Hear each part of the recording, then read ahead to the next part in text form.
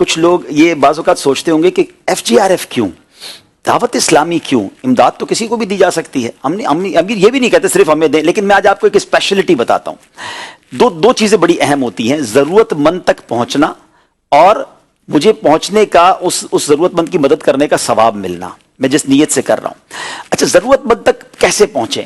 دیکھیں، FGRF کا اپنا کوئی نیٹ ورک نہیں ہے، نیٹ ورک ہے دعوت اسلامی کا. دعوت اسلامی 41 سال سے الحمدللہ دین متین کی ایسی شاندار خدمت کر رہی ہے، اور ہزاروں ہزار مقامات پر دعوت اسلامی کے آلریڈی ذمہ داران موجود ہیں. یعنی آپ اس کے نیٹ ورک کی مضبوطی کو یوں سمجھے کہ کم و بیش 5 لاکھ رجسٹرڈ، یعنی ہمارے پاس یوں سمجھے کہ آن پیپر جو ہے ذمہ داران کی لسٹ ہے، جس کو آپ اپنی زبان میں کارکنان کہتے ہیں. تو جس آرگنائزیشن کے، جس تنظیم کے 5 لاکھ کے قریب ذمہ داران پورے پاکستان میں پھیلے ہوئے ہوں، گاؤں گوٹھوں علاقوں تک پھیلے ہوئے ہوں، تو اب کہیں بھی پرابلم آئے گا تو ہمیں تو سامان بھیجنا ہے، بندے نہیں بھیجنے، بندے تو پہلے ہی موجود ہیں. اب مثال دینا، آپ دیکھیں کشمور میں کچھ عرصہ پہلے ٹرین کا حادثہ ہوا، وہاں گورنمنٹ نے ریئلائز کیا کہ گورنمنٹ کے اداروں سے پہنچنے سے پہلے دعوت اسلامی کے ذمہ داران پہنچ گئے، کیونکہ ان کا اسی گاؤں میں رہتے تھے جہاں یہ ٹرین کا حادثہ ہوا تھا. فوراً پہنچے، کھانا کھلایا، پانی پلایا، پھر ایمبولینسز آئیں، پھر پرابلم.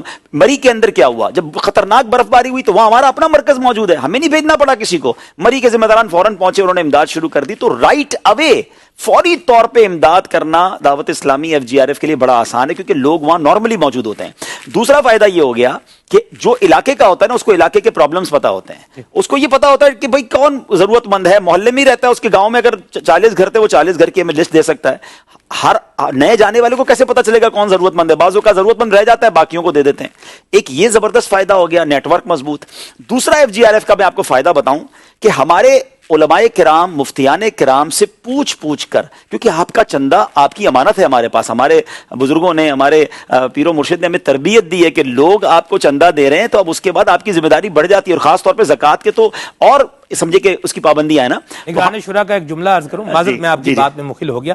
نگران شورا فرماتے ہیں کہ لوگ دعوت اسلامی کو آنکھیں بند کر کے چندہ دیتے ہیں، اب تو ہم نے آنکھیں کھول کے خرچ کرنا، آنکھیں کھول کے دیکھ کے خرچ کرنا. بالکل صحیح ہے. تو اب میں صرف یہ بتا رہا ہوں کہ آپ کا چندہ اگر شرعی تقاضوں کے مطابق بٹ رہا ہے، علماء کرام اور مفتیان کرام کی رہنمائی کے ساتھ تقسیم ہو رہا ہے، تو انشاءاللہ اس کا ثواب بھی ملے گا. اور میں کمال کی بات اب جو کہنے جا رہا ہوں کہ ایک تو علماء سے پوچھ کر چندہ سے خرچ کرنا ہے، اور اگر مفتیان کرام ہی گراؤنڈ پر ہوں، مفتیان کرام ہی سیلاب زدگان کے علاقے میں پہنچ جائیں، تو پھر تو کتنی دل کو تسلی ہوتی ہے.